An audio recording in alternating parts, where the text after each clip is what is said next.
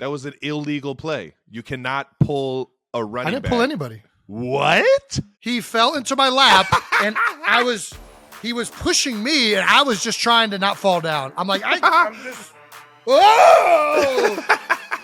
Jason, you're clearly grabbing the man holding him up. Erroneous on all counts. Welcome back, baby, to New Heights, a Jukes original show presented by Wave Sports and Entertainment. New Heights is a show that needed a little extra time this week. We needed just a little extra time in OT to get the thing done, if you know what I'm saying. Dub City, baby. We are your hosts. I'm Travis Kelce. This is my big bro, Jason Kelce, out of Cleveland Heights, Ohio. Cincinnati Bearcats to add to it. New Heights comes out every single Wednesday, but this week is special. We're coming to you on a Tuesday because we're dropping our conversation with Jalen Hurts on Thursday. That's right, the star quarterback of the Philadelphia Eagles and my brother's biggest bromance right now. And you guys are not going to want to miss that one. So make sure you subscribe on YouTube or wherever you get your podcasts. And on top of that, follow us on all social media platforms at New Heights Show. Jason, what we got coming up? As always, we got a great show, Trav. We got again. We got the Chiefs overtime win, big overtime win. We got the Philadelphia Eagles win in Houston, and we're gonna look at some wild coaching changes. Wild thought. But first, okay. as always, it's time for new news. There we go. Still the number one sports podcast in the world, New Heights. And like Trav said earlier, we got a very special episode coming up this Thursday with Jalen Hurts, our first in-person interview. Can't wait for that to air. It's going to be a doozy. You guys are going to love it, man. Jalen's the best. He's awesome, man. Such a fun interview. Let's not forget about the biggest news from this past week. You turned 35 years old, man. How about that, man? Time's flying, isn't it, man? It is flying, yeah. You know, for an NFL offensive lineman, I believe I've officially hit midlife. So, any crisis? Any crisis feeling going on right now, or are you pretty? Lots of crisis. Quickly getting to the end of my NFL career, whenever that happens, but it's getting here. Quickly getting there. We're quickly getting to the, I don't know. I don't know where I'm going with it. But just tell us how your birthday was, man. How was your birthday? Birthday was great. Went out to eat with Kylie. Had a nice date night. Haven't had that in a a while. Nice. Where'd you guys go? We went to Laser Wolf, which is a tremendous restaurant in Philadelphia. They got it's a I don't even. Is it like Lady and the Goat, where all you eat is wolf? No, it's that would have been something interesting. No, it's a Israeli food. I don't know. It's just really good. It's a Michael Salmanov restaurant. He's like the best chef. Well, I don't want to. There's a lot of good chefs in Philadelphia. Is he Israeli? Is he known for Israeli food, or is he just a food guy? He opened up a restaurant, Zahav, in Philadelphia that Kylie and I have been to a bunch, and that has been rated in a lot of publications as one of the best restaurants in America. And this is another location. He just opened up this same. He opened up another Laser Wolf in Brooklyn that's killing it too. So if it's killing it in Brooklyn, you know it's good food. So he's on top of it. I mean, Philly's got some great food, cheesesteaks, but great restaurants outside of that. What was the best shout out that you got on your birthday? I don't know. I mean, had a lot of love on. Gotta pick one. I think maybe the best shout out, which took me off by surprise, which probably shouldn't have. On Sunday, we launched the Underdog Apparel and Be Philly Foundation had our big event, and for some reason I didn't see it coming that they're going to bring out a cake and everyone was going to sing happy birthday to me. So, gotcha. And, like you said a few episodes ago, when 300 people are singing happy birthday to you, man, that's uncomfortable. That is you don't know what you do. It's like so we're just going to sit here and go through this whole thing. And all right. Thanks, guys. How about we pick this tempo up a little bit and get to the end? But, hey, you know what? It was an awesome gesture. It was a great event. So that was probably the best birthday shout-out I got. There you go. Can't be mad at that. More from fan base names. That's right. Yeah, where we asked the entire fan base or anybody listening to the show to shoot us some names on what our following should be called, and we got a few good ones this week. Dr. Frankenberry says, "How about Heights Horde?" I'm not even sure where he just went with that. I think it's a horde. Horde, I know is a group, but I don't know what animal is a horde. What do you know? What animal is a horde? A horde of what?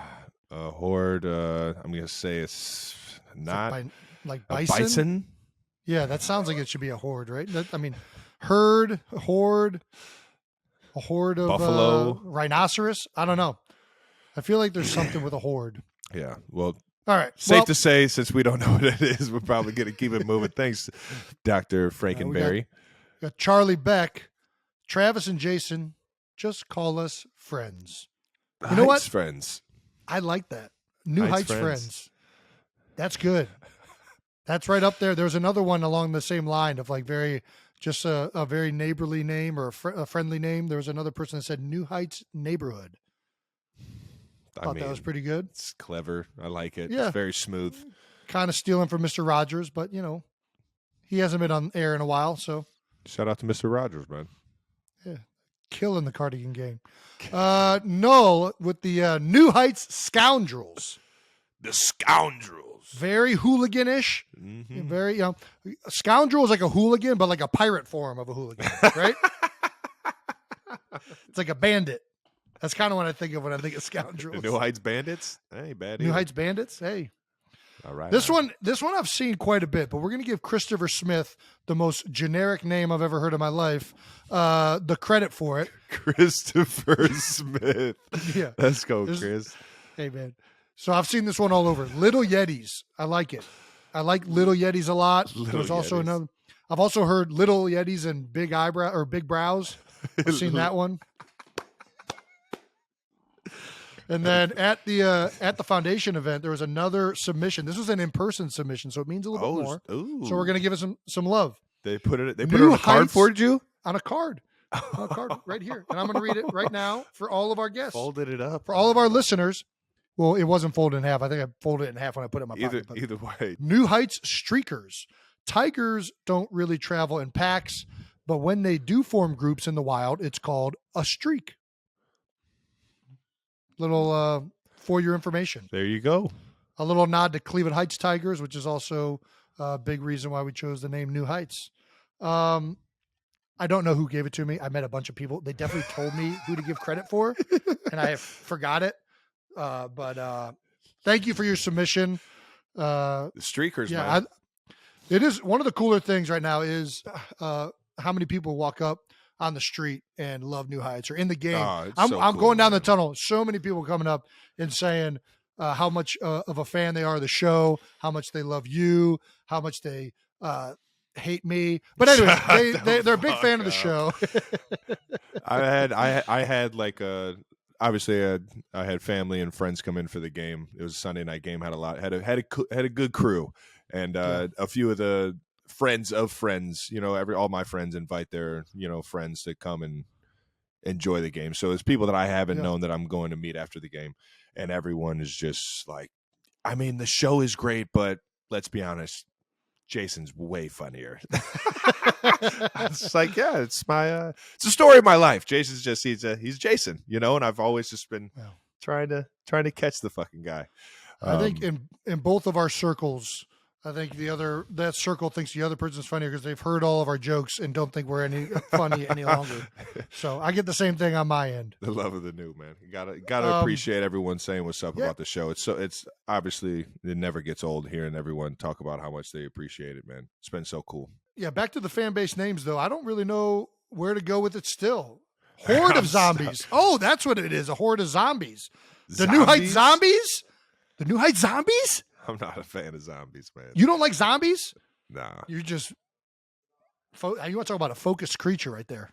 That zombie they ain't focused on anything other than brains. There ain't anything more focused than a zombie. If you really think about it, it's the most focused creature on the planet. What are we talking about? On the planet?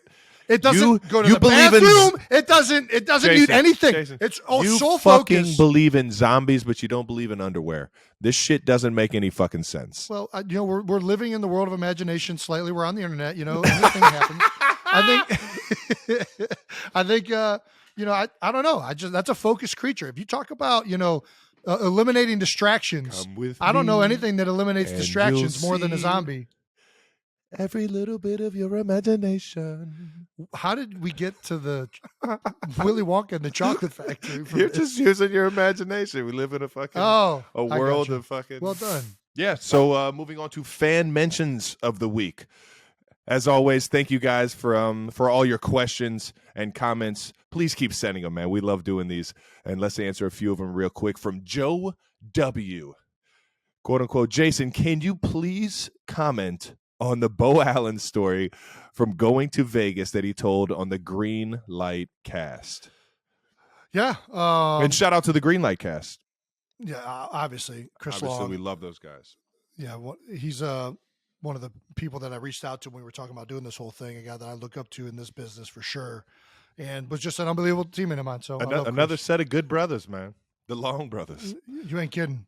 Good set, and a good man. daddy. Like they got a lot of family.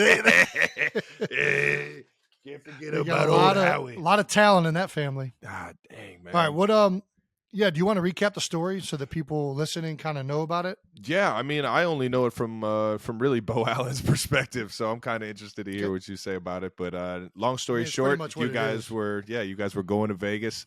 I think it was Mark Sanchez.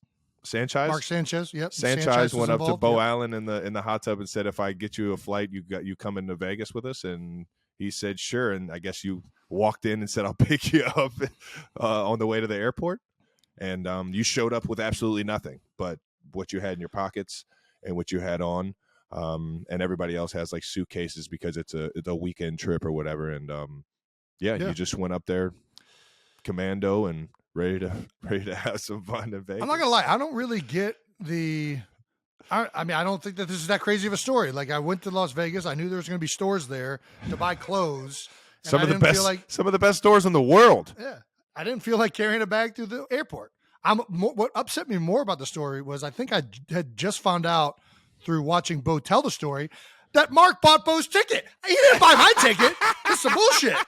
You were easily persuaded. So not only did I have to pay my own ticket, I also had to buy my own clothes. Hey, do you want to go to Vegas? Clothes. Do I want to go to Vegas? Hell yeah, I want to go to Vegas. Bo, you want to go to Vegas? No, man. I'll get you your ticket. All right, I'll go.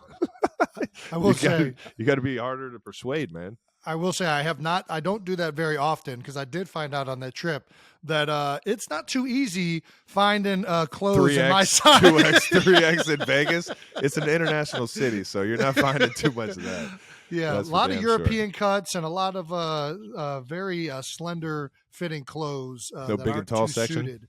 Yeah, no, the bathing suit that I ended up buying for the day. The bathing suit. I love that you just called it a bathing suit. Swim trunks? Whatever you want to call them. The water wading equipment that I ended up purchasing was not very tight. Let's just say it was a generous bulge in that swimsuit wear. So sexy Batman. Fat Batman in the flesh, in the pool, vibing out to the Vegas DJs. Bo's gotten a few shout-outs. We talked about Bo way too much on this show. Not to get him on here. We got to eventually get Bo Allen on this freaking thing, man. Oh my gosh, that would be tremendous. Can't say it. Please, can we get some Bo Allen on this show? I love it every time he pops in on the green light show.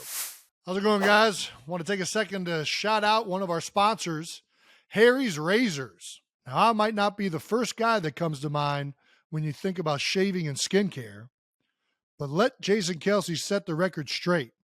I know what a good razor does for your skin. And that's all thanks to our friends at Harry's, who make it convenient and simple to keep up with my shaving and skincare routine, even in the middle of my hectic NFL schedule. So right now, you can get Harry's starter set for just $3. Plus, you'll get a free travel size body wash. The set includes a 5-blade razor, weighted handle, foaming shave gel, and a travel cover. a $16 value for just 3. Just visit harrys.com/new heights. A lot of shave companies want to sell you blades that vibrate, heat up, or some other gimmick, but with Harry's, you have everything you need for a great shave and nothing but that, which is why Harry's has the highest customer satisfaction in the shaving industry. So no matter how busy things get, stay fresh with Harry's. Get your Harry's starter set today, and you'll also get a free travel size body wash. Just go to harrys.com/new heights. That's harrys.com/new heights. Before we get to more new heights, we need to talk a little bit about upside. Inflation has us all thinking about less, whether it's dining out less, driving less. But let's be honest, there's nothing fun about less. Now, thanks to Upside, you don't have to cut back. Get cash back on gas, groceries, and dining out with Upside. Personally, call me crazy, but I love saving money. And Upside allows you to do that, and it's so easy to use. To get started, download the free Upside app in the App Store or Google Play. Use our promo code New Heights and get $5 or more cash back on your first purchase of $10 or more. Just claim an offer for whatever you're buying on Upside and pay as usual with a credit or debit card and get paid. You can earn 3 times more cash back with Upside and then cash out to your bank account, PayPal, or e-gift card. Again, use our promo code New Heights and get $5 or more cash back on your first purchase of $10 or more with Upside. All righty, moving on. Time to tee up 12 bold topics to wrap up Week 9 in the NFL. Starting off with both of our primetime games. That's right, playing on prime time. Deion Sanders. How we do this always is Jason will tee up questions about my game. I'll tee up questions about his game. And, we'll go into more news around the league after that. All righty. Well, we'll start with your game first, Trav. Chiefs 20, Titans 17. In an overtime thriller on Sunday night. It does not get more exciting than that, man. Awesome game. Let's start with the post game. Why don't you walk everyone through the late night and your recovery process after how physical of a game it was against the Titans? I mean, when you're going up against a Mike Vrabel coached football team, you're gonna be in for a dogfight, man. You could tell he's one of the best motivators in the league. He walks what he preaches. That is, you watch how he played the game. He plays the game exactly how all his players play the game. Balls to the walls, all over the field. And that's why you respect him. That's why you make sure you got to bring it every single game, because if you don't, like last year when we went to Tennessee, we got our asses handed to us. And going into it this year, we knew that they were very confident on being able to impose their will or impose that physical mindset. And they talked about it. There was some bulletin board material that I'm sure we'll get to here soon. But back to the question on recovery and everything, we knew it was going to be a physical game, but at the end of the day, you cannot prepare for how you're going to feel at the end of a game like that, especially an overtime close game like that. I ended up having about 10 catches, and I'm pretty sure I'm feeling every single one of those tackles this morning and the day after. It was just one of those games, man. And they that's what I love games like that, because it creates a challenge for you that is unlike anything else. You know you're going to get hit with adversity. You know it's not just going to be a situational adversity. It's going to be physical. You're going to feel fatigued before the end of it. You know what I mean? You're going to feel those body blows of every single run or every single time you go into a block. And that's the fun of it. That's the fun of the game, because when you come out of those games with a win, man, it builds everything up. The chemistry, the mentality as a team that we can't be broken, and things like that. And we can't be bullied. You just can't, no matter how you think you can attack us, we're going to match up with you and give you everything that you want. And sure enough, man, after the game, everyone was feeling that. But it always feels a little better when you get the win. Yeah, for sure. Winning makes all the pain feel a little bit better the next day. 100%. You guys, mentioned the feeling it. Mahomes even texted the trainer, apparently, not coming in. That's where he was at with it. I text the trainer, I'm definitely coming in. I'll see you bright and early. Yeah, there's a fine line of knowing whether to go in or not. Like if you have a serious injury, obviously you need to go and you need to get treatment. Yeah. Or if you need something to get worked on. But then there's that level of like, I think the added sleep and not moving is actually going to be better for my psyche. And you got to be an older player to get that kind of cred, especially if I know Rick Burkholder. He ain't Ricky playing B. around. Nah, if you're on the no. treatment list, you're coming in. Yeah, but no, they don't play around in KC about that, and I love them for it because it keeps everybody honest. And on top of that, it going back to what you were saying. Everybody's dealing with something, man. When does the pain set in for you after a game? That tunnel 24 walk hours? back to the locker room. Seriously, as soon that quick? as the adrenaline goes down, dude, it's man. over with, man. Oh my gosh, I don't know what it is. Maybe it's the little mini car wrecks I'm getting in. Yeah. Whenever I get the ball, I don't know what it is, but as soon as I get off that field, I feel every single hit. All right, let's go. Big takeaways from the game. Got to talk about it. You just talked about breaking things. You almost broke your helmet. You threw it across the field. In a fit of rage. No. I've broken my helmet before. I know how not to break it. And you have to be very specific because if you throw the helmet down too hard, now you're risking injuries to yourself when you put the helmet back on and go back out there. So I knew not to throw it on the ground. It was why is that? It was a roll, huh? It was a roll. You did bowl it. It was more of a bowl than a toss. I'll give you that. Why wasn't it a penalty? Because you were definitely on the field. No, I wasn't. I was off the field. You were off the field? No, I was on the field. You were for sure on the field. That should have been. No, cost. It was a commercial break. It doesn't matter. You can't take your helmet off in the field of play, right? No, it wasn't. It was a timeout. You can fucking walk anywhere you want with your helmet off if it's a timeout. All right. Well, it was it was great for him. It really was. Roy Munson would have been proud. You can only take off your helmet when you're frustrated. If you do it in a celebratory manner, flag all day. That's right. Throwing the flag. What's hilarious about this is that I just threw my helmet in practice this past week on Wednesday. A Jason Kelce throw is way different than a fucking Travis fucking roll. I shot put it. I shot put it. It went 40 feet. I've seen this man throw his helmet into the second deck of Nippert Stadium. Okay, when this guy goes full throttle and throws his helmet, ladies and gentlemen, it's not just, you got to watch out. Anybody within 100 yards radius is liable to take one to the head right here. Why do we throw helmets? What is it about throwing a helmet that is just like a great, first of all, kids, do not throw temper tantrums. Yeah, timeout. We're going to have to get back to this. You talked earlier this year about when Buffalo Bills, Ken Dorsey out here flipping out in the press box, and you said, you've never seen me flip out like that. Well, we saw it. What? I said that? I said you've never seen me flip out like that? We'll pull it up. We will, guys. Hey, team, pull that clip up. He definitely said that. That's said been my MO my whole life. Is a fucking I think your exact words were, "You've never seen me spaz out like that." Did you see Ken Dorsey's blow up on the sideline? Did I? In the press box. Yes, dude. I haven't seen something like that. That was a full on temper tantrum, bro. I haven't seen something like that since. I was whooping your ass in Blitz on the Nintendo 64 growing up. You've never seen me spaz like that, dude. Dude, you used to turn the spaz. That was every bit as much of a spaz out as Ken Dorsey in that press box. No. And at least his was over losing a game. Like yours was just, we still had a whole half left to play. This is true. It was uncalled for, 1,000%.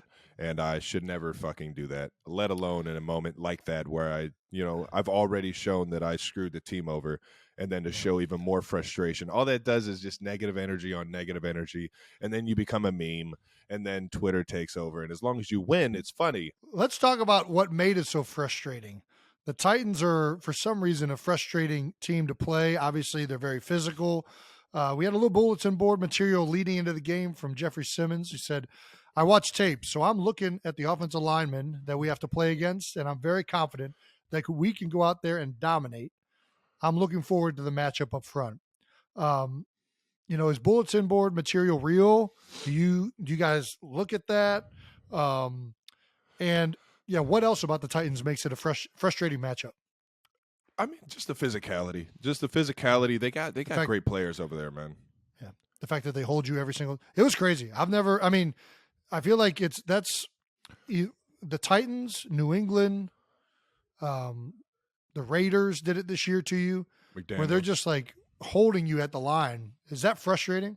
I saw you Well, rip a guy's that's helmet why off they're in the- doing. That's why they're doing it. They see me throw my helmet after I drop a Yeah, pass. they know it's getting in they your head. see that I get frustrated and it takes my game to another level. Sometimes it takes it to a level to where I become better of a player. I focus more. I play with a little more aggression, and then other times I let it frustrate me, and I just got to find that happy medium, that groove that I can always go into the mode of making me a better player. Making me a better player. But I think I love that challenge, man. I love that challenge every single time because now it becomes a different game. It's not a game of faster feet, faster, leverage in terms of routes and things. All right, I'm talking specifically routes. Yeah. When I'm playing someone man to man and they're very big on within those 5 yards, trying to control my tempo, trying to control my stem. Yeah, exactly. Butch me or just flat out just hold me for the first 5 yards. Well, that was what slow me down. They were like.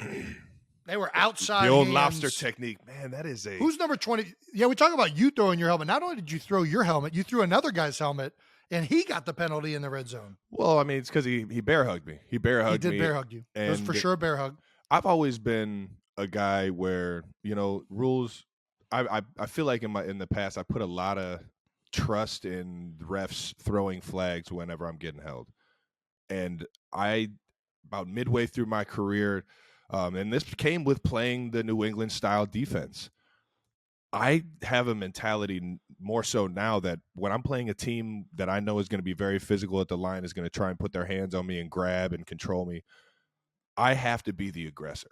I cannot let this guy hold me as well as put it in the ref's hands to throw the flag. So I'm going to be the more aggressive one and try and get somebody off me, whether it's trying to yank them, whether it's trying to push them, whether it's trying to use the levers on the shoulders, do whatever I can to get this guy off me so that I can still have a chance to make the play instead of, on the other side of things, not play as physical, show that they're holding me or show that they're restricting me in some manner and put it on the ref to throw the flag. Instead of that, no, you can't hold me. You can try and hold me, but I'm going to be a more of an aggressive player to where now the ref is going to see both of us just playing physical instead of me just trying to get open and a defender holding him and trying to put it in the ref's hands. I just feel like that mentality has changed everything. And that play was specifically just that. I came off the ball, picked the outside half of him. You have to pick a side. If I would have went straight down his midline, I probably would have got called with it. But the fact that I went outside first, he grabbed me. You could see his hands around my back and his right hand holding my right shoulder, like we were just talking about, that lobster technique. And from that point on, I'm like, this dude's got a pretty damn good grip on me right now. I have to find a way to get this guy off me. So I just start to pry it right. Were you aiming for the head, or was it a it didn't look like aiming you were trying for chest? Aiming for chest. Kind of It got just slid my up there. forearm in there, and then right in the. Yeah. Well, listen, I know it was frustrating. You could tell that you were frustrated all game about it, but it didn't work. If we're being honest, you went over 100 yards receiving for your 32nd time in your NFL career, which is the most ever, tied for the most ever by a tight end all time. You tied Rob Gronkowski. You surpassed Tony Gonzalez. That's Roboito. crazy. Shout out to Gronk and Tony G, man. On the broadcast, Chris Collinsworth said Travis Kelce can read a defense better than 90% of NFL quarterbacks. I don't know if that's saying more about you or less about the quarterback state of the NFL. Because let me tell you, Travis used to play quarterback. You used to play quarterback. Why didn't you just read it like that when you played quarterback? Because I didn't realize what I was doing until I moved to the tight end room, and I'm like, man, this game is way easier when you understand gap assignment and leverage and coverages and stuff like that.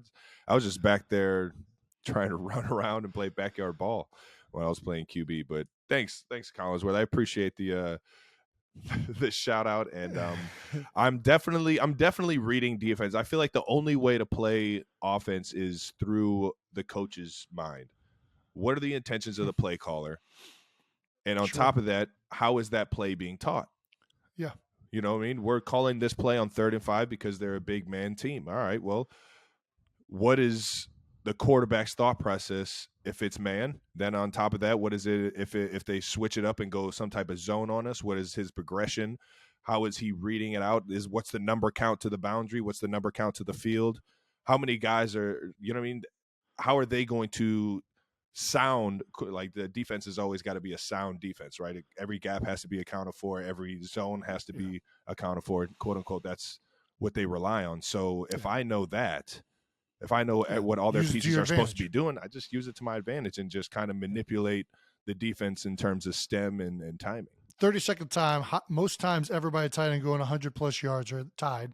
Does 100 yards? Does that mean anything to you? Like, if you come out with a game, that stat is funny to me because all I can think about on that stat are all the games that I had like 95. That's 98. What I'm saying. I was about to ask like all those. If you come out of a game, like, if you come out of a game with 98 yards, are you like, fuck? Like, no, I watch the film and I look at every single catch and I'm like, could have got it there, could have got it there. So for some reason, 100 yards does mean like that. Yeah, I think that's like I mean, it all depends on how you got it. You know what I mean? It's one thing if they completely botch a play on your own 20-yard line, you get an 80-yard, free. You know what I mean? It means a little bit more in a tough game like last night where I had the ups and downs and we're still able to find a way. 10? 10. You have 10 catches? Yeah. 10 catches, 10 drops, and no touchdowns. Fucking guy. I'll be on the jugs all week. Yeah. Hey Travis, where have you been? How many jugs did you really? You only had the 2 that I saw, right? The 1 too many. And then you had the 1 unbelievable catch at the end of the game when it mattered most. Looked like a dancing bear out there. Dancing Yeti.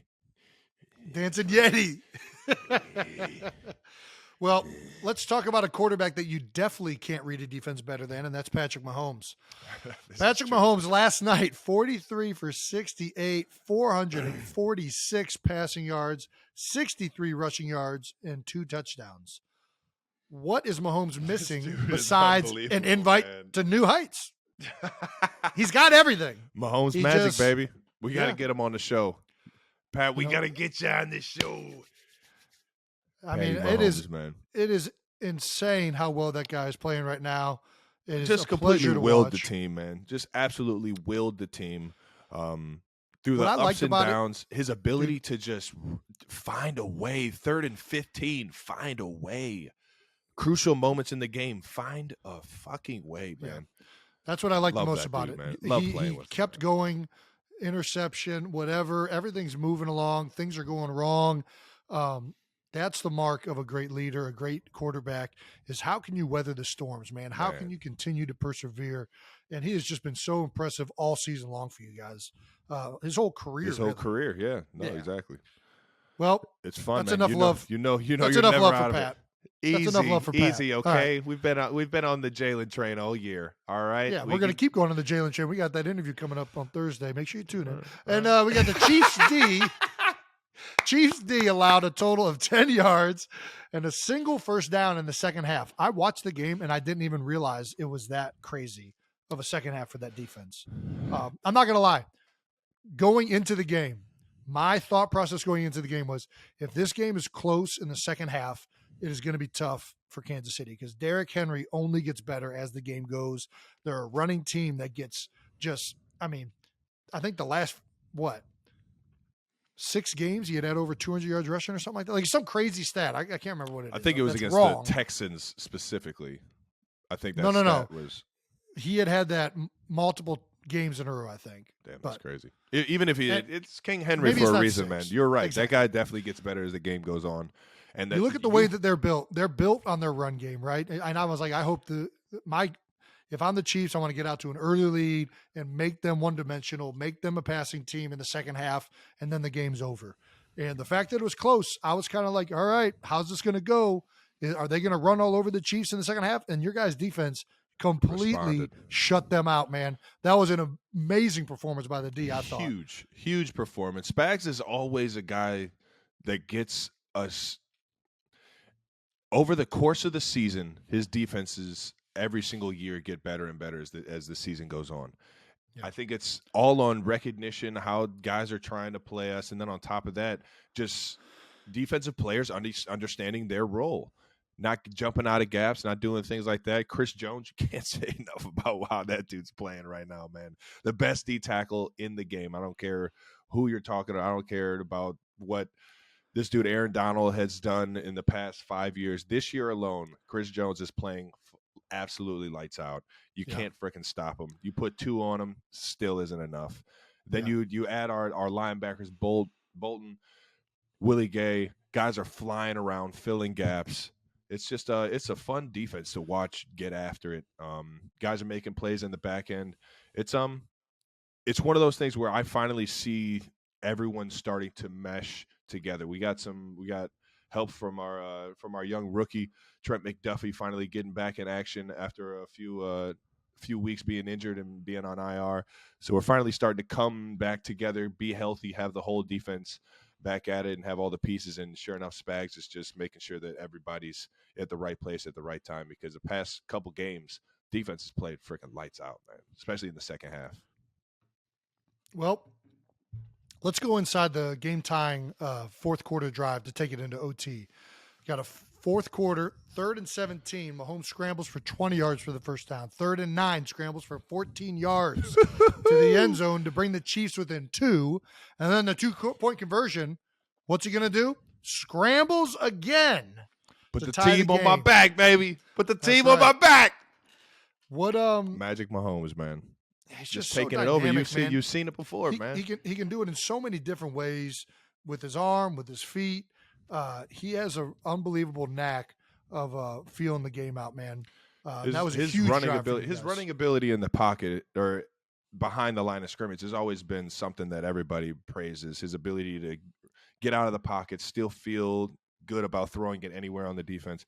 But his running game on the other side of the line of scrimmage is very, very underrated. I'm not saying he's anywhere close to like a Lamar Jackson in terms of shaking and making guys miss, but he definitely put some moves on some guys, hit some guys with some hezzies and trucked a guy to get into the end zone last night. And those are plays that you just don't see out of quarterbacks with huge arms. You know what I mean? You like the only one I can say is up there in terms of that is Josh Allen, and that's what makes those two, in my opinion, the best quarterbacks in the league.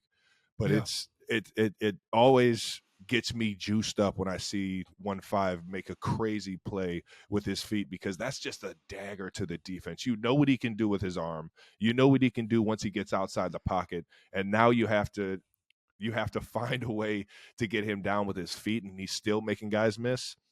Yep. Just absolute daggering blows, and you could tell after that touchdown drive that the defense was just, they were drained after that one. Kudos. I mean, it was an unbelievable game time drive, and then a great fourth quarter or a great overtime drive to get a field goal. Love seeing Andy Reid as aggressive as he was, going for it on 4th down. I thought you guys were going to end up getting a touchdown and sealing it, but either way, tremendous win. And speaking of the win, the Chiefs after the bye, Andy Reid is now 21-3 post bye week. What is the difference about the bye week preparation that Andy Reid does that makes him so good?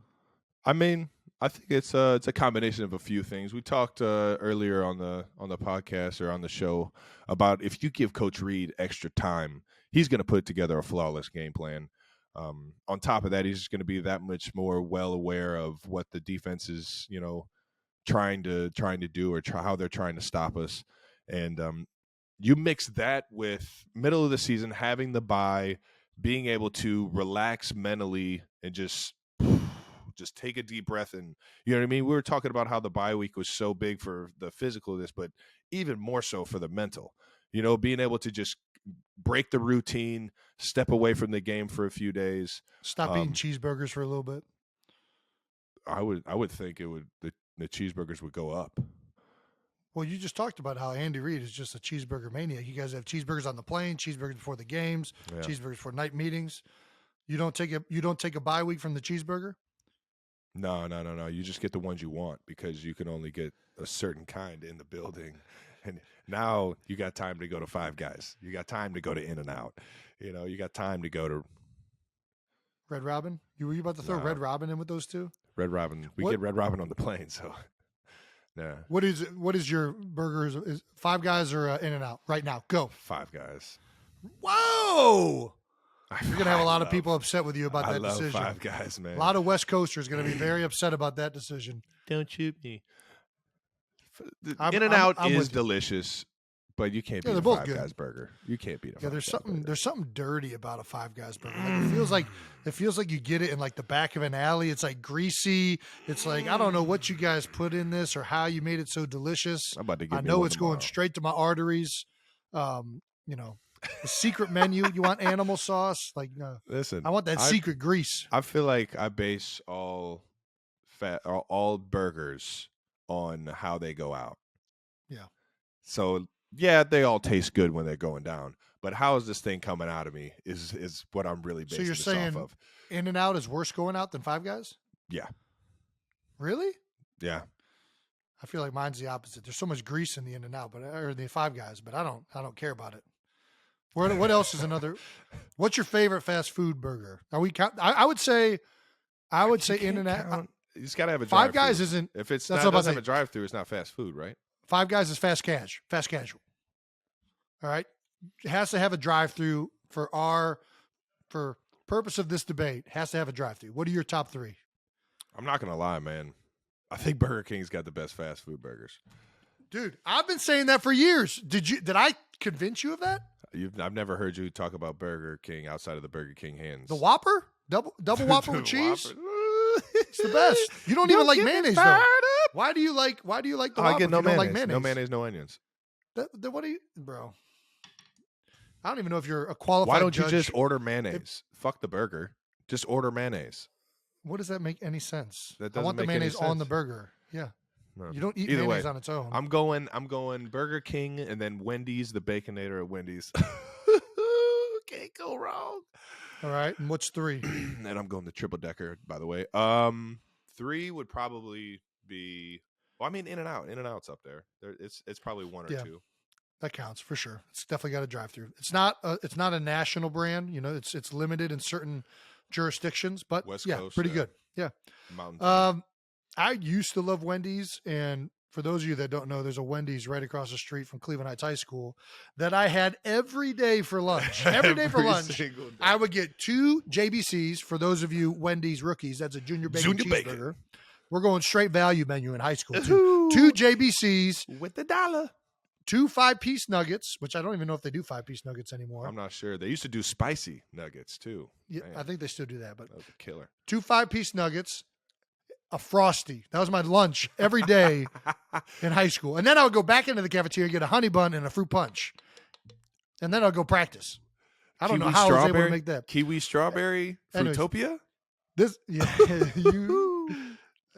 So this is a long-winded way of saying that I no longer really enjoy Wendy's that much because I overdid it. I overdid it too, but I still I would probably go in there getting some spicy nuggets, man.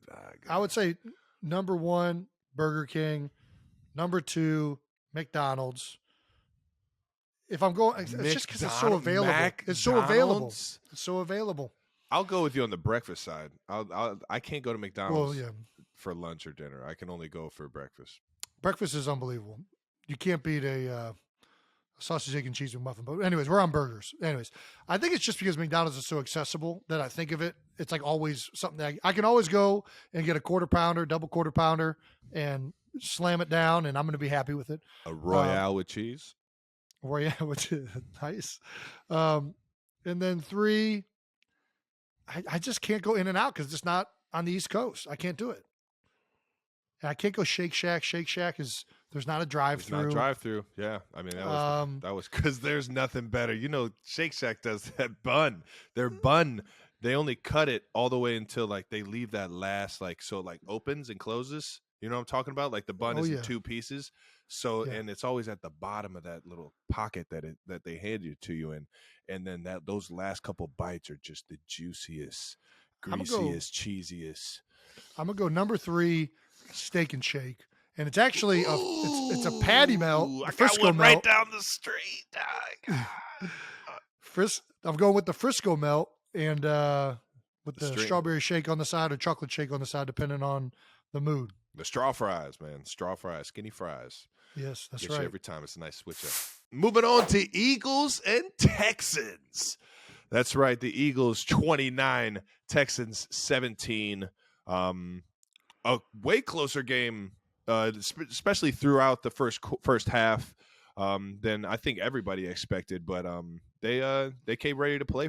I mean, you guys are 7-0 going into it, so obviously you're expecting everyone's best shot at this point. What do you think, man? 8-0 start, the first ever in team history. Is this the best team you've ever played on?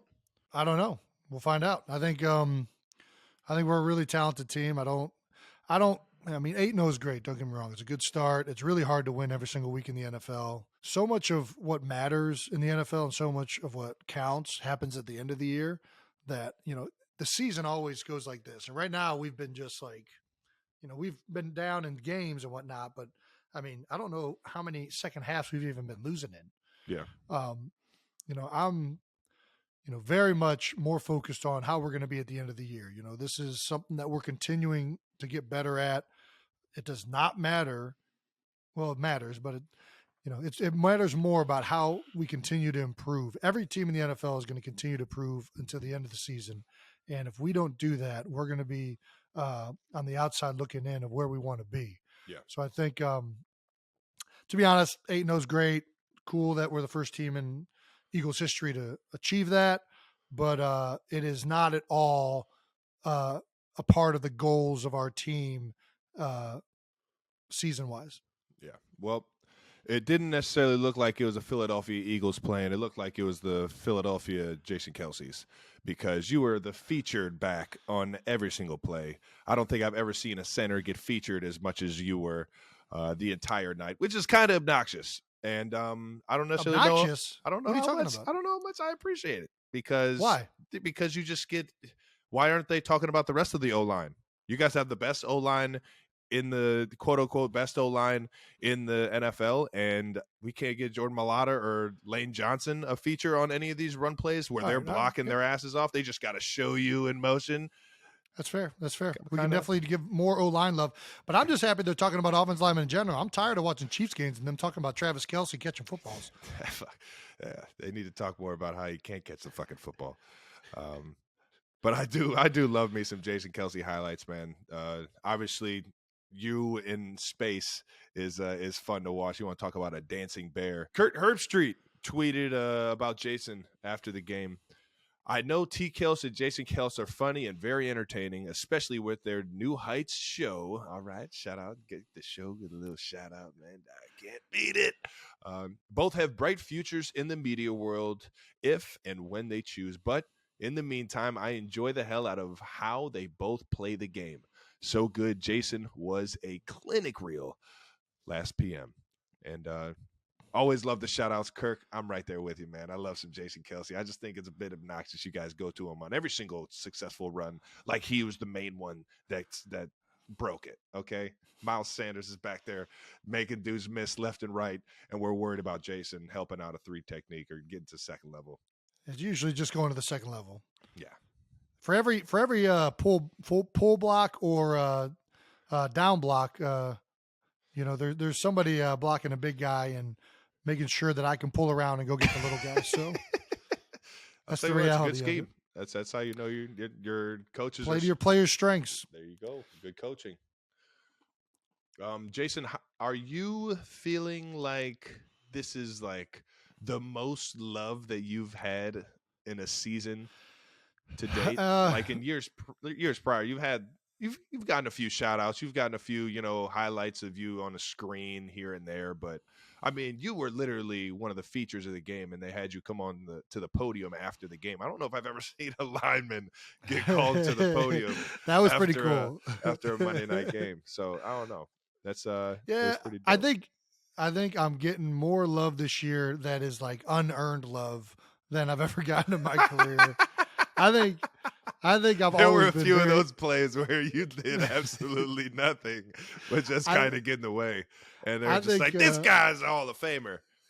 I think, I think I've gotten a lot of love for a long time because obviously I do a lot of things out on the perimeter and things that are very athletic that I think surprise people that an offensive lineman can make those types of blocks. So I've always gotten that kind of love whenever a game is happening like that. But now I just get love for being like old and still playing. They're like, man, can you believe this guy's still out there? He's still doing it.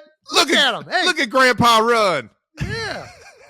He's trying, man. Hey, give that guy credit. I get a lot more just like credit for being old and still playing football than I've ever gotten, which is nice. I'll take it. That's like how I felt after the Raiders game, the Al Bundy game. I scored 4 touchdowns, had 25 yards. One of the worst stat lines. One of the worst best stat lines of NFL history. Worst best stat lines of NFL history. And in the facility, we got these bodacious shirts. You know what I mean? The bull don't fucking care, man. Bodacious, for everybody that doesn't know, was a famous PBR bull that just was the biggest, baddest, most ferocious. Nobody wanted to touch this dude, or everybody was trying to, complete a full ride on him, and it just wasn't happening. I forget his actual record or the bull's actual record, but the bodacious mentality is the bull don't care who's on his back. He's tossing them. And have that bodacious mentality in a game, that's the mentality that we want to play with. And sure enough, after the Oakland game, I'm just getting my fucking ass beat the whole game at the line of scrimmage, getting punched in the grill. You mean the Vegas game? Yeah, my bad. The Vegas game, the Vegas Raiders game this year. And there have been games where I'm like, I go into the building that next day and I'm like, man, I might get a t-shirt this game, man. I had a few tough blocks, stuck my face in the fan, cut a few guys, showed some bull-like behavior. And this was the last game I was thinking I was going to get it for, man. It was just like all the coaches looked at the film, was like, every single play, this guy's getting fucking punched in the face and just tackled on the field and just thrown around like a rag doll. Man, you know what? You made it through, and that's bull-like behavior. There's no award that you appreciate. It's like, it's such a terrible award. It's like right up there with like the most improved player. It's like, wait, what are you saying? Like I was crappy before I got this. I thought I was good already. Hey, you got better, man. You did a really good job. Hey, the Bodacious Award. Way to get your ass beat and walk out of the fire, man. There's nothing worse than being celebrated for getting your ass kicked. It's like, yeah, I know it sucks. We all know it sucks. You don't have to act like I'm doing anything crazy. I'm doing my job. I don't need your sympathy points. Let's talk about the most unselfish guy on the team. Because really, it's neither one of us. The most unselfish guy on the team, hands down, are the tight ends on field goal. Their jobs are literally take your right hand and you grab the thigh pad. Homie. Die slow, homie. Grab the thigh pad of this guy. Take your other hand, punch out to expose your entire chest. And then oftentimes 3 people just barrel through you and you're not allowed to do anything. You can't lean. You can't move your arm and open a gap. Otherwise, that thing's getting blocked. You just got to die slow. You got to absorb everybody as slow as possible. And literally 99% of field goals, that tight end is on his back just getting pounded into the ground. Absolutely pile drived. When the coaching point is die a slow death, you're in for a rough assignment. Fuck. Hey, you're really getting. Hey, I know you're taking one for the team here. Hey, let's all give it up for the left tight end here. Left tight end, way to go, baby. Couldn't do it without you. Keep on running out there. It is awful. The kicker's best friend, man. Did it for a year. Man, not fun. Not fun. Left tight end on field goal, right tight end on field goal. That is a very unselfish position. Somebody's got to do it. Somebody's got to do it. That's the dirty jobs that Mike Rowe missed. He missed that one. Tight end on field goal. Tight end on field goal, baby. That would have been a good show. 18 play, 91-yard drive. Felt every one. 18 play. Oh, my gosh. Absolutely ridiculous. And it was the opening drive. First drive of the game. First drive of the game, 18 play. Talk about waking your legs up. Yeah, waking everything up, man. Fans want to hear about it, man. What do they want to hear about how exhausted I was? I didn't even celebrate. Kenny scored, or we get in the end zone. I'm like, dude, I'm not celebrating with nobody. I'm going right to the sideline, going to get some of this oxygen and rest these boys up because I know another drive's coming quick. It was an exhausting drive, but awesome.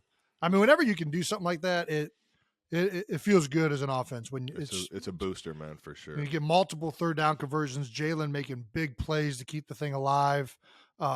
I mean, it was a great drive to start the game and a huge tone setter for the offense. Yeah, they more so want to hear about how you illegally pulled. What are you talking about? Kenneth Gain. What do you mean?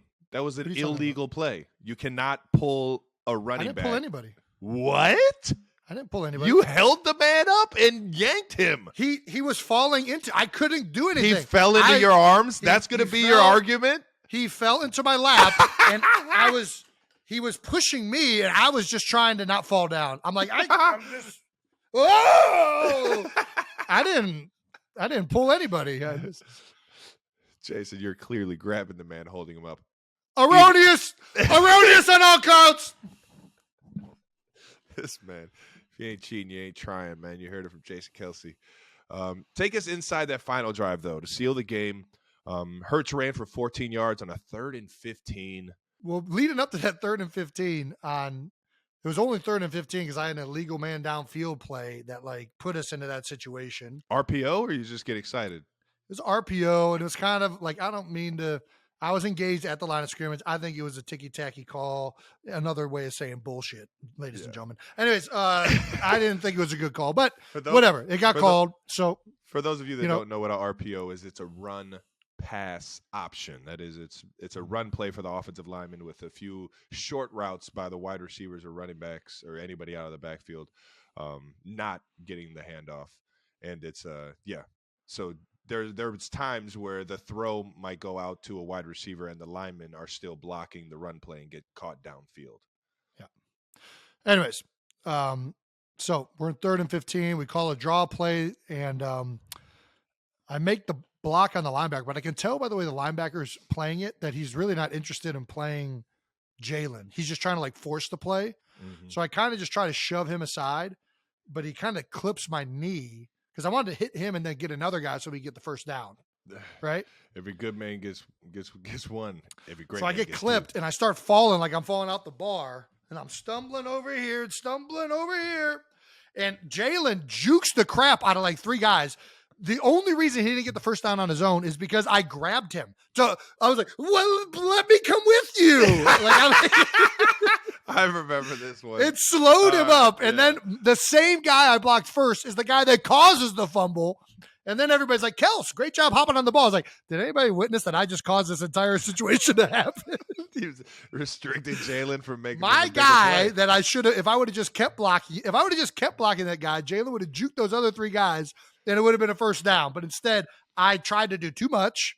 I inhibited Jalen, and then the guy that I was supposed to be blocking the entire time causes the fumble. They're like, "Hey, Kels, great fumble reception." Kurt Herbstreit, we need to get on top of this, all right? If we're going to showcase this man doing all these unbelievable things, we got to make sure that people know when he does. He's still human, all right? He's still human. I love it, man. That's good stuff. Way to get on the fucking ball, though, bud. Always. Anyways, I fall on the ball. We're short by a yard. 4th and 1. Quarterback sneak. Line it up. Do a hard count. We get them, but I think the play clock was going down, so coach called a timeout just so we didn't get a delay game. And line up. Doesn't matter. We're going to do the same thing again. Shocker. 92% of the time. 92% of the time it works every time. It's turning into 100% of the time because according to 100% to prime stats, we're 100% on 1 yard rushes. I'll tell you what, I don't know what prime stats are, but it sounds official. Yeah, I mean, I can think of at least 2 1 yard runs that we didn't get, but if they said it, it counts, right? I'm right there with you. We definitely didn't get a jet sweep in one of the games for a yard, and I think we actually missed a 1 yard rush in that game. Anyways, 100% according to Prime Stats, 1 yard runs, we're getting them. Thank you, Prime Stats. Believe everything you see on Twitter, folks. Erroneous. League's best bromance. You had the post-game interview with Jalen. You're talking about Patrick Mahomes and Travis Kelce? I mean, this is we've had the bromance going for years now, though. You guys, this is like new love. This is love that nobody even knew was possible. A center and Travis, and just quarterback. just a month ago, Brittany Mahomes tweeted that she was jealous. Patrick Mahomes' wife tweeted that she was jealous of you and Patrick's relationship. What? Brittany said that about us? Brittany said that. I read that tweet. Oh, Yeah. shit. I didn't know And that. so we're going to talk about my bromance. When you Yes, your bromance. I've never All right. been on TV singing a lullaby with my quarterback, okay? I've never been lullaby. There's a fight song. And we were asked to do it by Amazon Prime. Eagles. That's a fight song? Yeah, that's what it's called. It's called the Eagles fight song. Good for you guys, man. We don't have one of those. Yeah. No, it was cool. I enjoyed did. watching it. You wish you had one. The bromance is it's real, man. I witnessed it firsthand, baby. And you guys will be able to witness even more of it as the season unfolds, but definitely this Thursday when the episode drops with Jalen. You got to meet his family after the game. I did. It was awesome. Yeah. It only took you one entire season and 8 games to meet your quarterback's family. That's beautiful. Well, I've met people before. I've met, individuals. I've met people. Even Me after and people this meet game, all the time. Yeah, I'm a big people meter. Listen, I didn't really. I don't know. I met a few of them after the game, but you could tell that he wanted to get his family time in, so I didn't want to take up too much time. But it was awesome man. It was awesome to see how many people came out to support him. He was in his hometown. I mean, I don't know how many tickets he had, but it was a lot. I wouldn't be surprised if it was north of 100. I was about to say it's Jalen Hurts. You already know, man. That came out. He's still implemented in his community. His father's still a high school football coach with his brother. Yep. So obviously the love for the Hurts out there is through the roof. So I'm sure he had half of the stadium filled cheering for him. Similar to how we when we play in Cleveland, all the family and friends show up. I mean, it's the best when you get to go home and play in front of your friends. That's what I enjoy, playing on prime time and getting back to Cleveland and playing a game in Cleveland. I get to showcase my love for the game from the people that I built the love with. You know what I mean? And that's always the best, man. So I'm glad he got to show out and get the dub in front of his family and friends back home. Is the QB and center relationship the most important on the team? I don't know. Probably the QB head coach is the most important relationship on the team, but yeah, either that or a QB tight end. QB tight end is probably the least important. Everybody name a great quarterback. Name a great quarterback. Name a great quarterback. Name a great quarterback. Ben Roethlisberger. Todd Heath. Yeah, but he ain't. Come on now. Do you think those guys were best buds? 1,000%. All right. Let's go. Great quarterback that I know Let's did go. not have a tight end. You can't find him. You can't find him. That's because it's such an easy guy to throw the ball to. You're right. It is Yeah. the best matchup on the field. All right. Let's think. I know there's one. Tom Brady, Gronk. See what he does without Gronk. Okay. Is We it know the him. same? Okay. Aaron is it the Rodgers. same? Aaron Rodgers. Aaron Rodgers. Come on. You got me. Big Bob Tunyon. I know. I'm Rob like, I Tunyon's can my think guy, of one. man. My guy, I can man, think but of somebody. Aaron's a different breed, man. He's a different breed. He did have Jermichael Finley. He did have Jermichael Finley. He had him for a hop, skip, and a jump for sure. Shout out to Jermichael. He was one of those real dogs in the receiving game too. He just got banged up and got hit with some injuries, man. I loved watching that dude play. All right, let's think of another one. You think of any of them, man? Any of them? I need a list.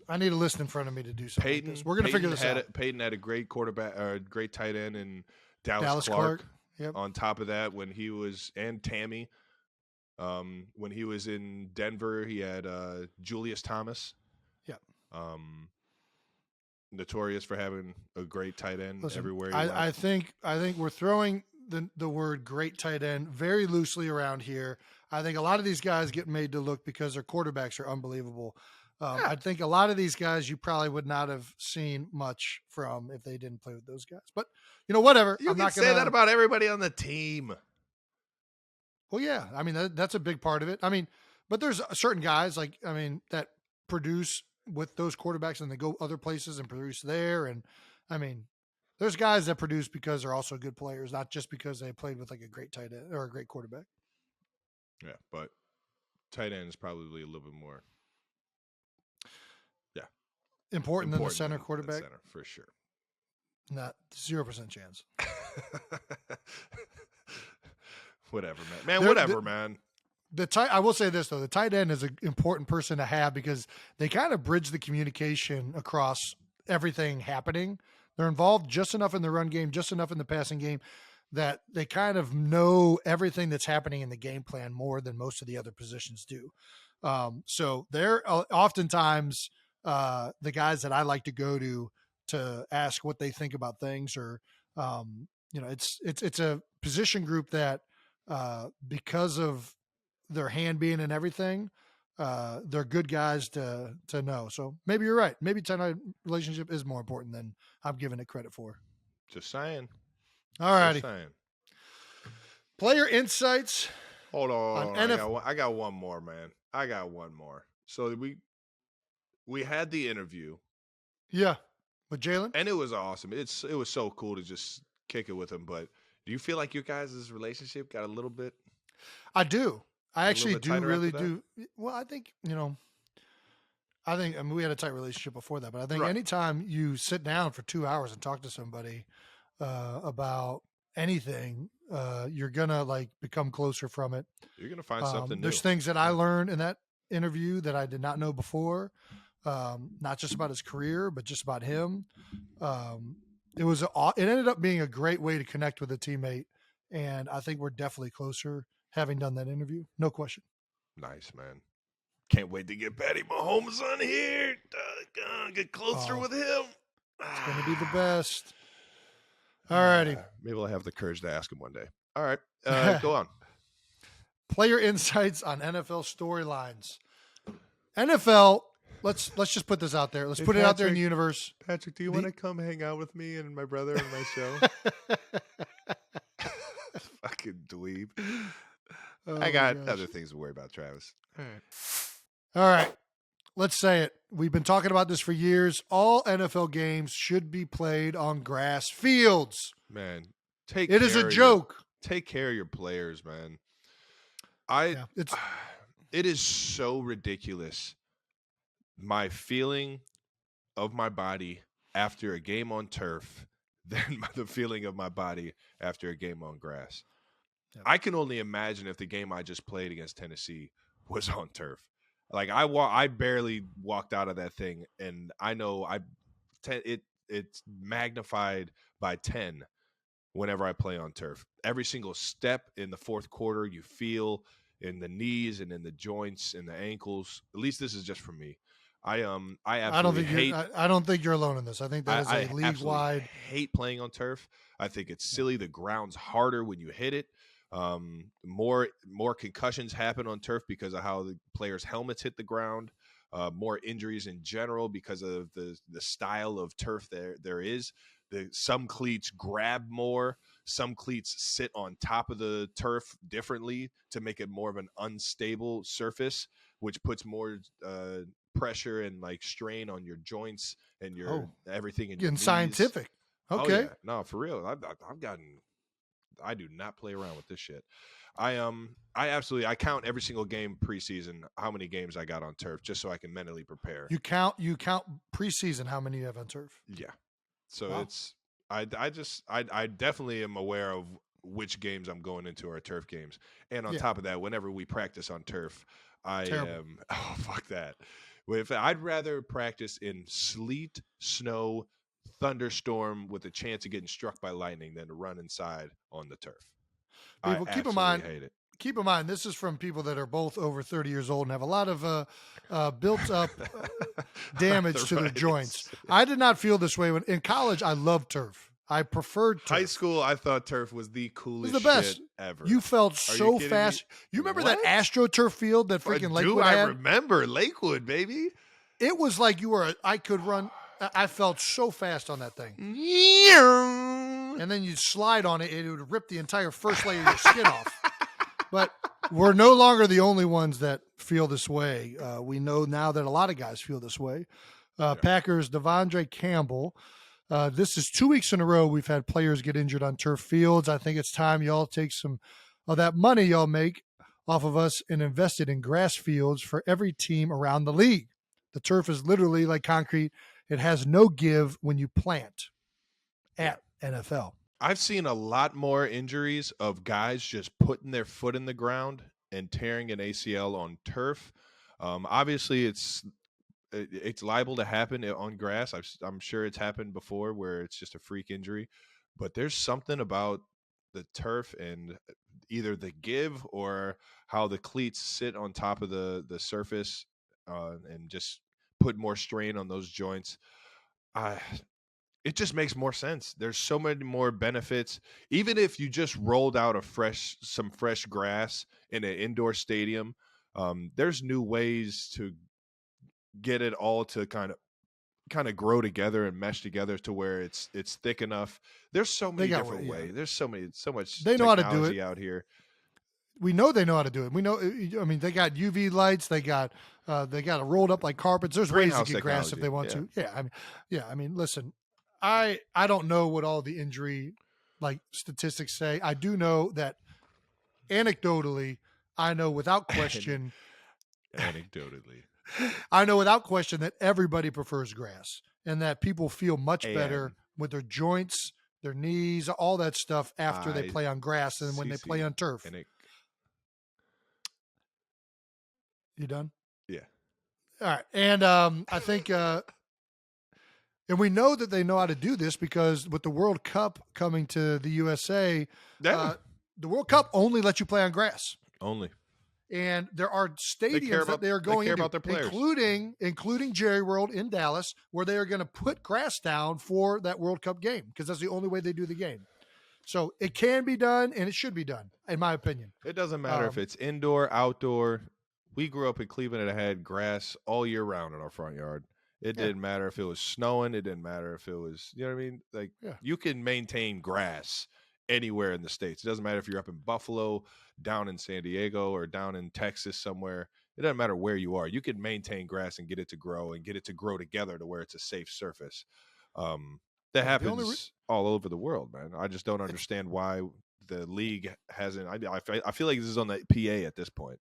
We got to come together as a PA. The PA is the ones that need to fight for us for this because the NFL does it because I think the reason they do it is because they want to hold all the events. They want to do all cheaper. these other It is. Yeah. Well, it's cheaper to maintain, and then on top of that, they want to do all these extra events, all of these things with the stadiums, concerts, whatnot, and it's not high school games the field as much. Yeah. Oh, so you name it. I get it from a business standpoint, but man, it sucks as a player standpoint. And that's probably why it won't change at all. And we'll be playing on turf forever. Anyways, okay. Let's get to the next one. Just Saturday. My man. Colts interim head coach. Man, what a headline I did not see coming. This is crazy. This is a crazy story. It really is. All the respect in the world for Frank Wright. No unfortunately, it didn't work out for him. Super Bowl champion. Super Bowl with, champion. Multiple teams. Great coach, man. Yeah. There's a lot that goes into making a good football team, and unfortunately, they couldn't figure it out. But Jeff Saturday being hired, it's almost like the owner for the Colts just walked in to the stadium and was like, "Man, what am I going to do, man?" Yeah. And looked up at that ring of honor and said, "Jeff Saturday. I know just the guy." I mean, you want to talk about charismatic, very relatable. He seems like he'd be a great leader. Seems like he puts his all into everything, even when he talks on TV or does any of the stuff for ESPN. Absolutely love listening to him. He's a Colts guy through and through, so you're getting an authentic guy. The guy that cares about that city, ingrained in the city. Yeah. You know, I think it makes more sense the more I think about it. But at the end of the day, how bogus is it to just hire a guy on the Ring of Honor and have no coaching experience outside of his high school or coaching high school in Georgia? Yeah. Well, he is actually. So he isn't a consultant for the Indianapolis Colts. Oh, all right. So, So he was already in. He was already in the facility. He's familiar. I believe that is correct. I think Probably he has wasn't a an consultant role. understanding of the team and the players on the team. Probably in a few meetings in terms of personnel and stuff like that, I would assume. Yeah, I mean it's still very Odd. new. Yeah, I don't want to say odd. I mean, I've never seen this done. I've never seen someone hired that wasn't already on the coaching staff to be the interim coach to finish a season. Not going to say that it hasn't been done. I just Let alone can't recall that somebody ever getting hired as an NFL head coach that has never had any coaching experience higher than high school. And consultant work. But I'm not going to lie. I'm excited to see how it goes. I really am. They got a great offensive line. They got a great running back. And who is not excited to watch Jeff Saturday finally call plays? Peyton, are we going to run the ball? I know. Are we going to run the ball? I know one person who's not excited to watch Jeff Saturday call plays, and that's Peyton Manning. He is not excited about this. I still remember that heated debate. We got to run the ball there. Well, damn it, Jeff. Jeff, you just run the play that's called. You just run the play that's called. Dude, you're not the head coach. You don't call the plays, Jeff. We got to run the ball. You don't call the plays, Jeff. Well, now you do, Jeff. Now you do. I can't wait to see him run the fuck out of the ball. His post-game interview, if they win and they ran the shit out of the ball, has just got to be like, see, Peyton? Yeah. What'd I tell you? What I fucking tell you, man.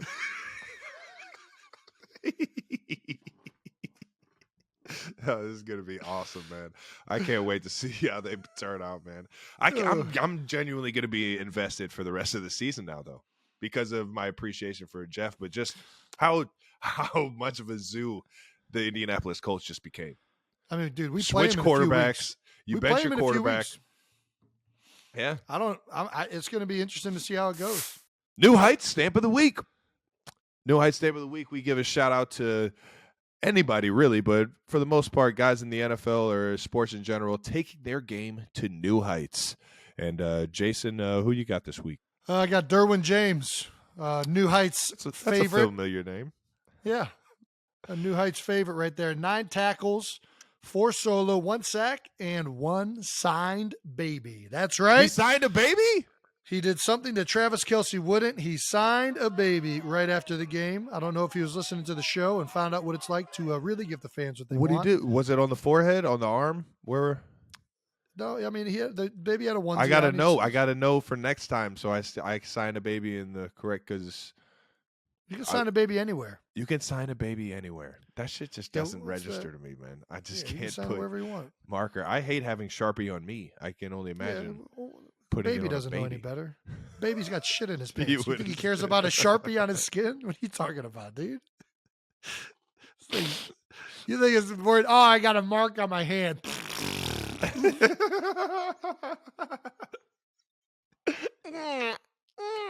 What's that theme song? Was like was it? Pizza in the morning, pizza in the evening, pizza at supper time. When pizza's on a bagel, you can have pizza anytime. Yeah. That's the way I feel like signing a baby. Baby in the morning, baby in the evening, baby at supper time. When baby wants to sign in, he can get signed on anytime. Talking about shit right now, guys. What the fuck did you? Was that a pizza bagel fucking song? You don't remember those commercials? Was that? But it was pizza bagels, right? It was pizza bagels. It wasn't pizza bagels. It was a pizza bagel. It was like the like more hearty version of. It wasn't like the little mini pizza bagels. You know what I mean? I don't think. Yeah, fuck that. Either way, signing is under review. Okay, we just saw in the fucking video that he didn't actually sign the baby's skin. He signed the baby's shirt, which I've signed 1 million baby shirts. Okay, You signed 1 million baby shirts. at least. At least 1 million. Okay. While the baby's wearing it, or just the little onesie sign while the baby's not I'll cut wearing it in half. I'll cut it right in half. While the baby has been wearing it, I've definitely signed a baby's shirt while the baby was wearing it. So you'll sign a baby shirt. Yes.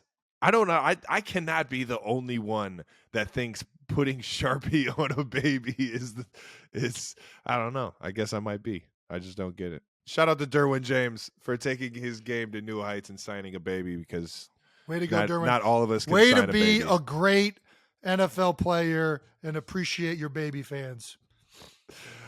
I chose Justin Fields, man. Obviously, he's had a lot of success in his career. The start of his career in Chicago, a lot of scrutinized for whatever reasons. 15 carries, 178 yards, 1 touchdown, just on the ground this past weekend against the Miami Dolphins. 17 for 28 passing with 123 yards passing and 3 passing touchdowns. So 4 touchdowns altogether. Nice Al Bundy night for my guy Jay Fields. And he broke Mike Vick's record for QB rushing yards in a regular season game. Man.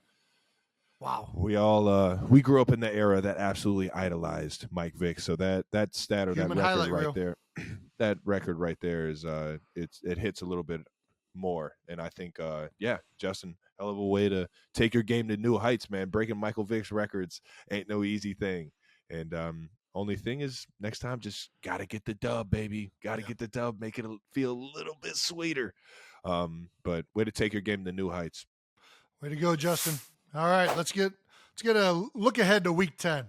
The Commanders at the Eagles. Be the second time playing the Commanders. This time at the Link, baby. What's different about playing a team for the second time in one season? Well, obviously you've already watched a lot of tape on them. You've played them, so you're familiar. And usually, it's an in-division game, so a lot of these guys you've already played for multiple years. So yeah, it's a team that you end up being really familiar with. And that also means they're really familiar with you. So, it'll be interesting to see. It always is to see if they come out, attack you the same way. Obviously, there's going to be some new wrinkles. But I always enjoy the second time around. And, I just feel like I've already kind of watched a lot of the tape. And you can go into it kind of thinking a little bit more about, higher level things, having already done a lot of the grunt work on it. There are some rumors circulating that quarterback Dan Snyder. Well, yeah, there's some rumors. I think this is more than quarterback play. There's some rumors circulating that Dan Snyder is going to sell the Washington Commanders. Who should buy them? Anybody but Dan Snyder. I think that's the only answer.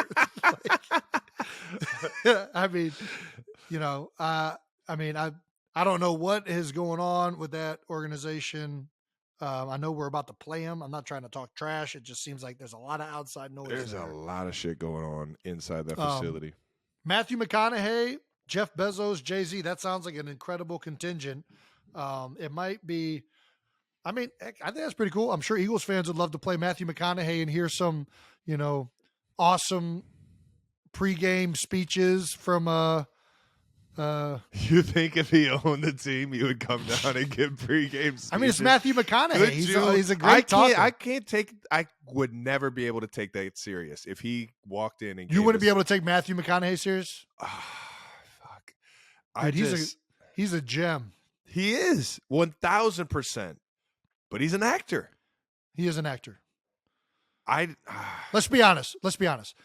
Most pregame speeches are acting.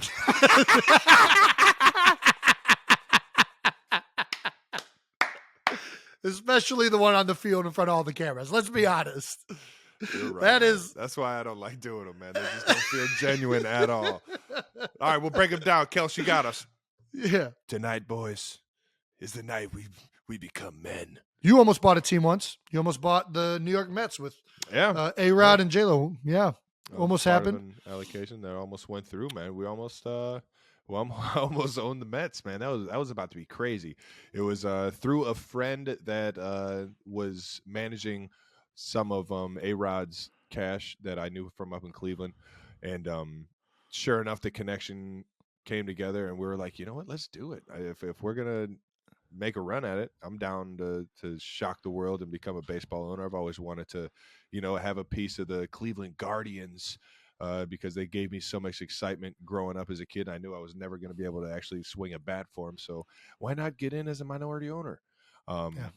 Dream's still alive if you're listening, Guardians.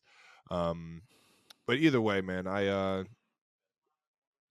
think that I don't really have any connection to the Mets. So that was not like a heartbreaker when we didn't get it. Sure. But it would have definitely been cool to own a team with J-Lo and A-Rob. So do you want to own a team?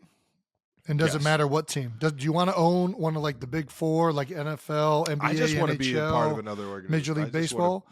I like being a part of teams. I like being a part of the Like, camaraderie.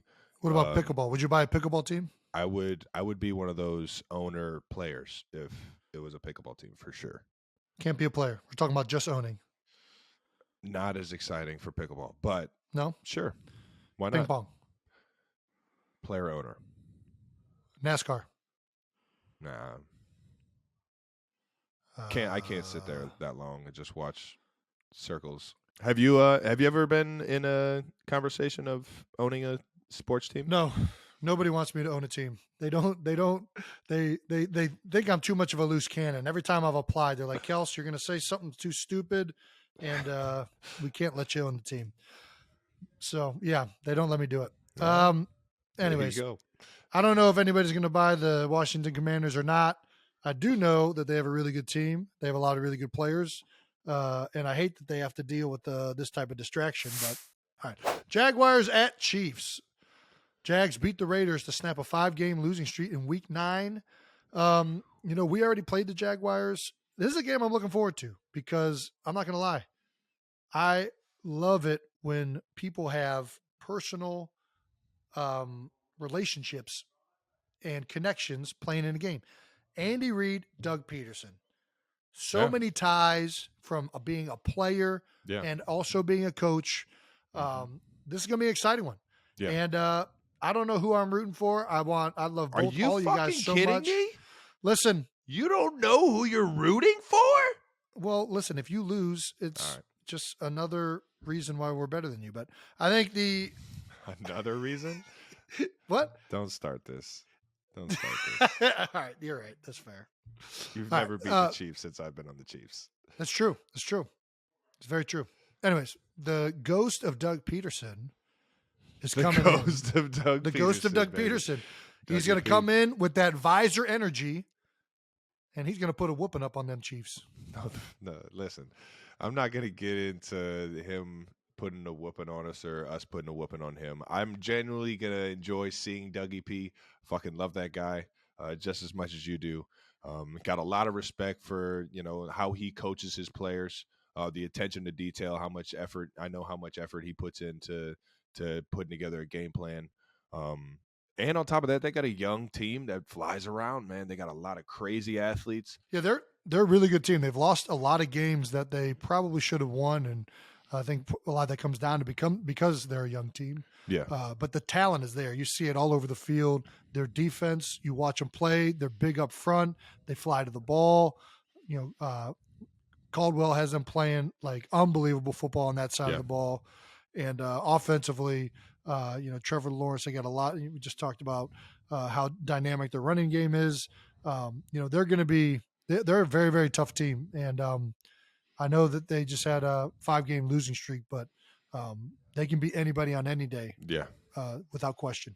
100%. I'm with you on that one. Now, Jason, before we get out of here, it was your birthday. We can't get you out of here without embarrassing you or making you feel old. What do you got? We got our favorite listener, our most beloved listener. We have Donna Kelce. Our mother wanted to give you a big shout out, Mom. Why don't we roll the clip, guys? I cannot fully, express the true feelings of joy, love, laughter, and happiness that I've had over these past 35 years. I'm, so proud of the person that you've become.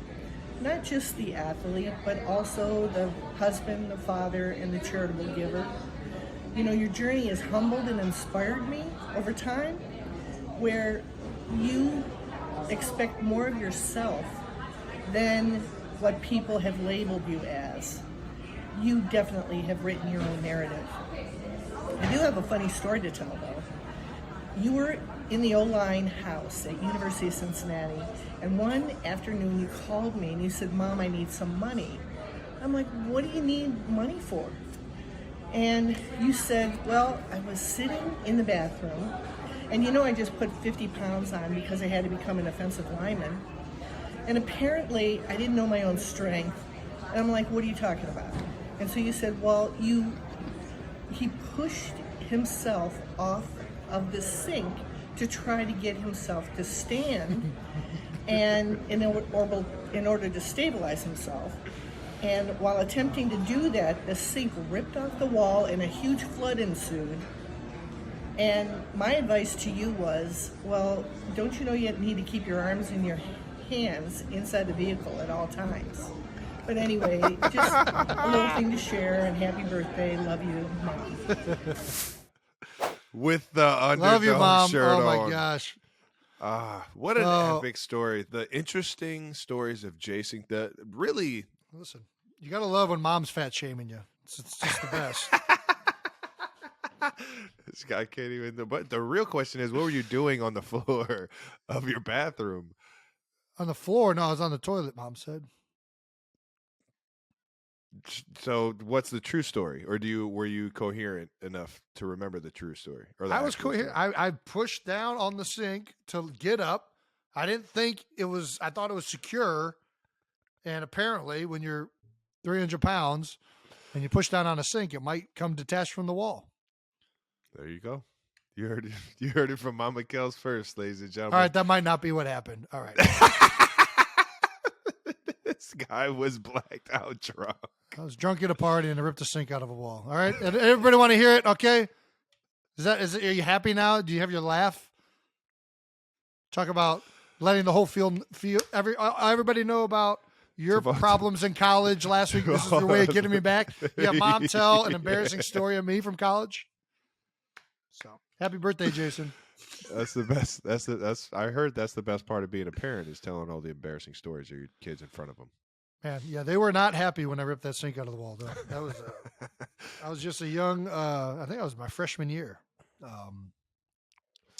Anybody out there that has a good drunken Jason Kelce story from college, please throw it in the comments. Oh my gosh, dude! The legend of Jason Kelce. You know how many stories there's going to be? Cincinnati. Oh, I cannot wait. I'm gonna relish in them. Absolutely relish in them. But love you, Mom. Thank you.